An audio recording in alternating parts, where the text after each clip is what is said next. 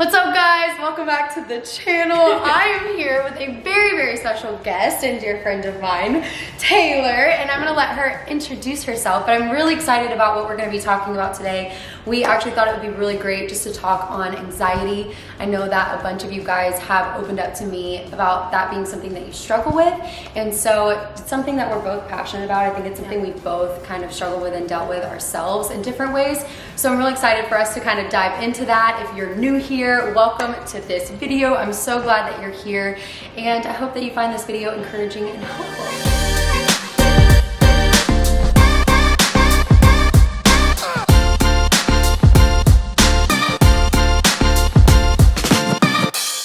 So Taylor, just introduce yourself. Tell the viewers a little bit about yourself. Well, hello everyone. I'm Taylor. I also go by Tay. I am a nurse. I am a dog mom. I am a girlfriend. I love food. I love traveling.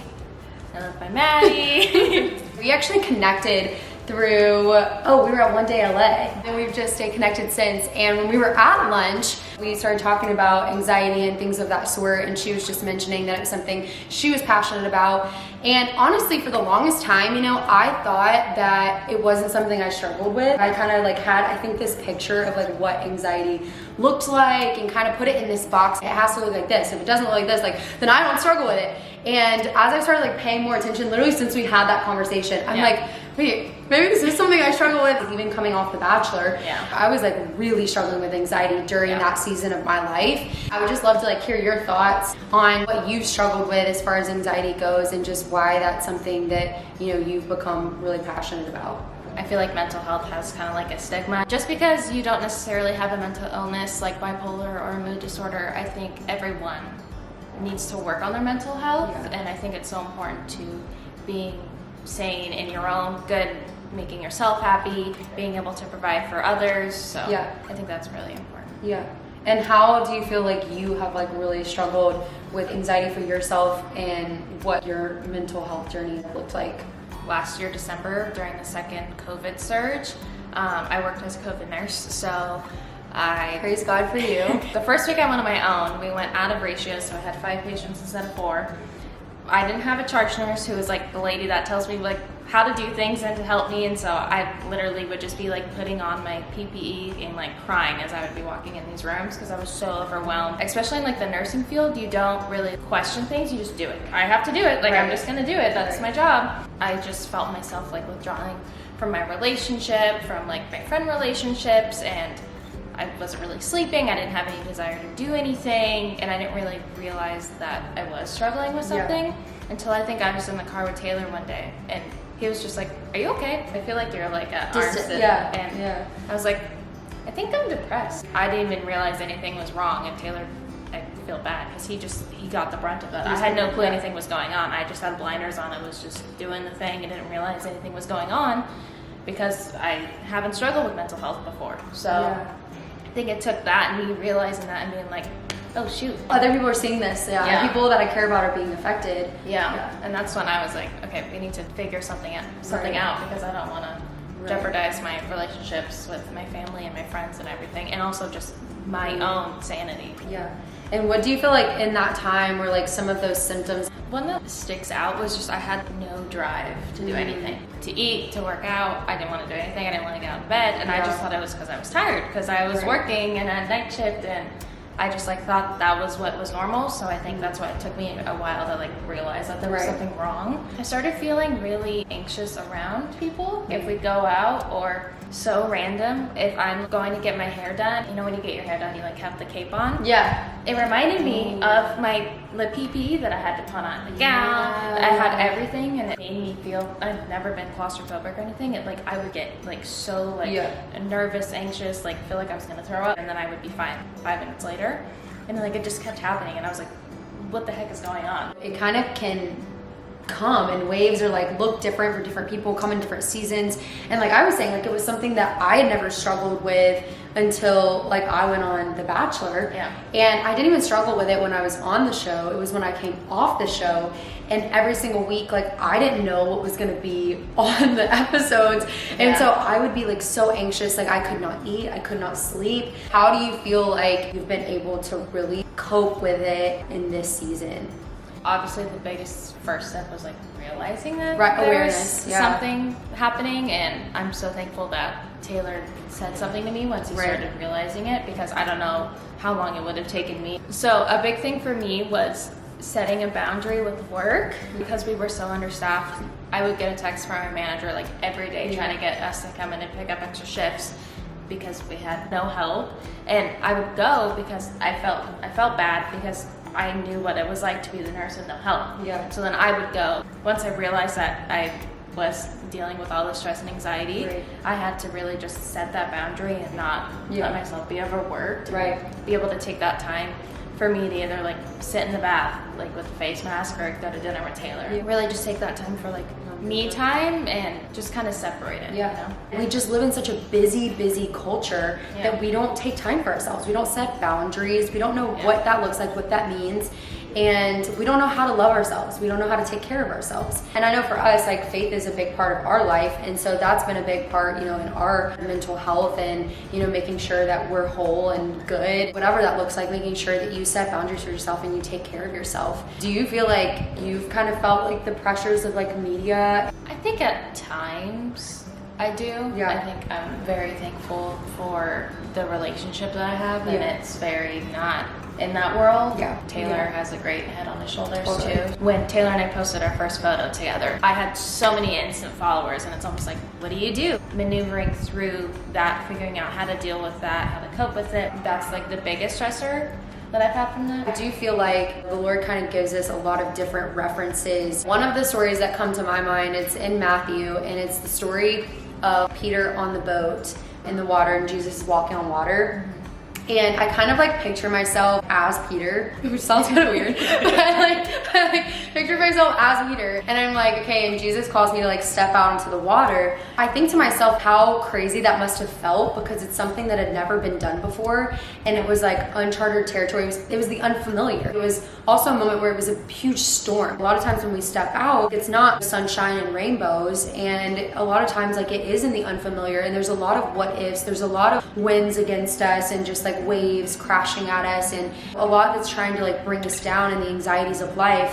But I love in that story that when Peter like had his eyes on Jesus was when he was like walking on the water, but it was when he took his eyes off of Jesus and he started noticing and paying attention to like the winds and the waves and the storms, like that was when he began to sink. I know for my own personal life, instead of like focusing on my circumstances or on my problems or on the things that I'm dealing with right at hand, is like focusing on Jesus. And like when my eyes are on him, it like makes Jesus so big and my problems seem smaller. Maybe the anxiety doesn't just like fully go away, but I have the peace and the courage and the faith that I need to like keep going. Do you feel like there's like any story, any verse, any quote or anything that stuck out to you? The one that's kind of stuck out to me, Paul's on his way to be executed, and their ship wrecks. They wash up on an island, and he's on this island with a bunch of prisoners, and they find these people who they don't speak the same language, they're talking, whatever. In that story, all it says is that Paul gets bit by a serpent, and then the people are like, this dude's gonna die, he just got bit. And then he literally just shakes it off and keeps going, and then the people are like, who is he? He just like shook that off and then just kept going. That's something that stuck out to me. I think it's important to not dwell on the bad. I think it's important to acknowledge it, to talk through it with someone, whether it's a boyfriend, a girlfriend, a therapist, anyone. I think it's important to acknowledge it, talk through it, work through it, but also to move on from it. Don't dwell on the bad.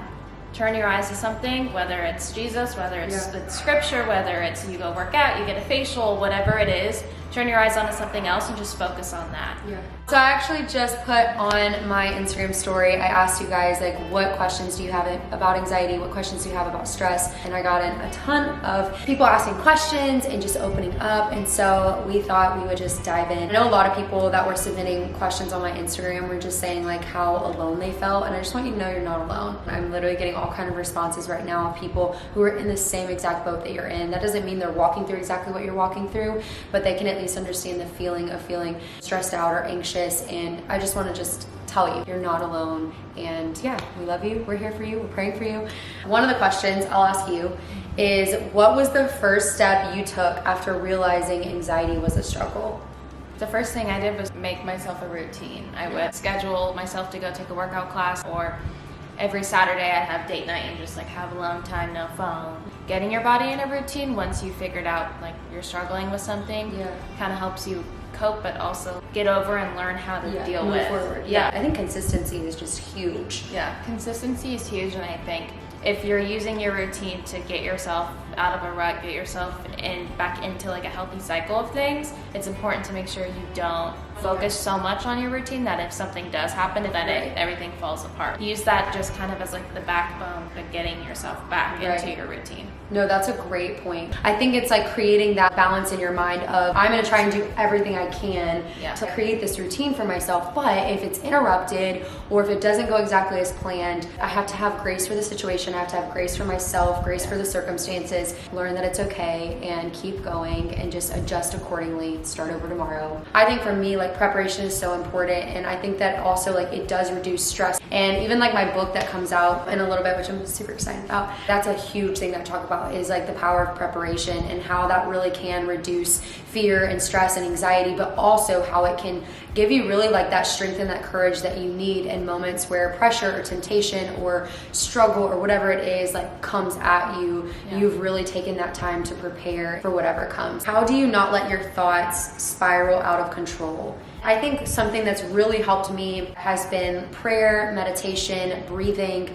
Those three things have been huge. And there are certain apps and certain, like you can look up YouTube videos. Like there's so many different guided meditations and guided prayers and things like that that you can listen to. I just did this thing with the Hallow app. Like that's a great app to look into that has like guided prayers and meditations. The Bible app I think has some. For me, the biggest thing that helps is just saying a prayer in my mind, but just taking really deep breaths. Breathe in 4 seconds. Yeah, hold for 4, out for 4. Out for 4, yeah, hold for 4, out for 4. And I'll just literally do that like as many times as I need to till I can like feel my heart stop racing so much and just like making my mind think something good. For me, I just like say a prayer and I'm just like, Jesus, I love you. I know you love me. Jesus, I love you. I know you love me. Like, I know you've got me. I know you've got this. And like, just like simple things like that just like really help my mind. One of the questions that someone asked is like, how do you get out of a rut? I do think that talking through things with people. So if that's a person you know, if that's finding a therapist, whatever that looks like for you, having that safe place where you can really open up, where you can really just let it all out. Anytime you have an opportunity to express those things and bring things out to light, like immediately, like you will find healing. Even if like you know you're struggling with something and you're not prepared to talk to like a close family member or a significant other or a friend about it, I think it's so important to like write it down and like journal it. I've found myself like up in the middle of the night at like 4 a.m. and like my mind is like everywhere at once, and like I literally just take my phone and I go and I type in my notes. I end up never even like saying half the things I say or that I type out, because I type it out and then I read it and sometimes I'm like, that's silly. Why am I feeling like that? Like, I know that I'm loved. Writing is so therapeutic. I mean, from someone who just wrote a book. I'm literally bringing people into like my most vulnerable moments ever. Again, controlling negative thinking and getting rid of toxic relationships. I think a lot of times we think it's better to have people around us, even though they're harmful to us, than to be alone. And what we don't realize is that it's doing way more harm than good. I just would encourage you, if you have any toxic relationships in your life, like please, please, please remove yourself from that. And I know that can be hard, scary. I'm telling you, like they're just gonna continue to drag you down, and it's gonna be really hard for you to get to a place of freedom and to a place of hope and to a place of confidence and a place of peace, staying connected to a person that is toxic. And then you mentioned boundaries. I know I find myself not wanting to set boundaries because I don't want people's feelings to get hurt, or people to feel that I don't like them, or that like I don't want people to get offended. I think that the people that really truly like love you and want the best for you are going to understand like your boundary and either want to help you or talk with you or just like just understand that you need a boundary and that you need some time for yourself to do something. Instead of just sitting in it, recognizing it, becoming aware of it, having grace for yourself, but then choosing to move forward. Whatever you need to do for you to kind of get out of that rut and out of that mindset. We believe that God loves you, God sees you, and He's got amazing plans and purposes for you.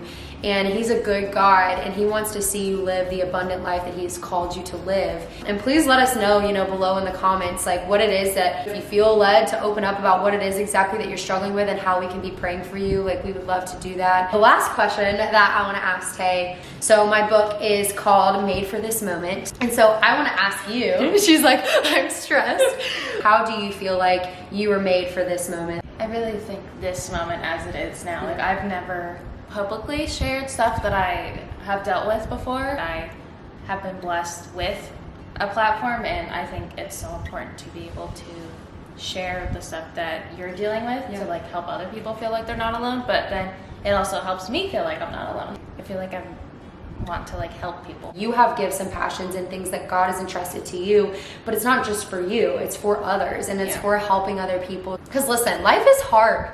Life is tough, and you weren't made to do life alone, and relationships are so important, and community is so big, and I think especially in struggling with depression or anxiety and all of those things. And I believe that it first starts with a relationship with God and then a relationship with others. And when that's there, when that relationship with God is there, it just makes the relationships around you even so much better.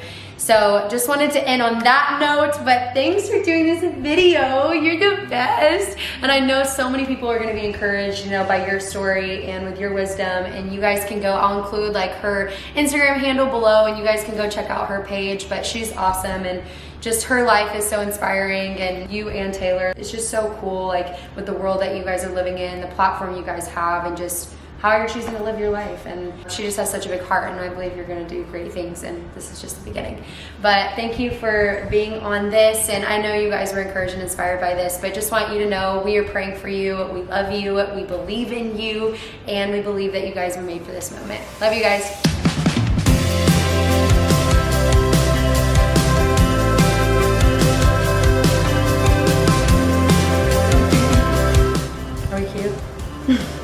Very cute.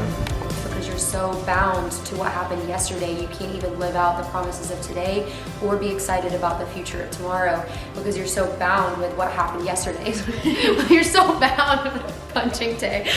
But having moments where you're pouring into each other, you're encouraging each other, and you're just championing, how do you say it? Championing. I can't say that word. Championing that. Great. Woo!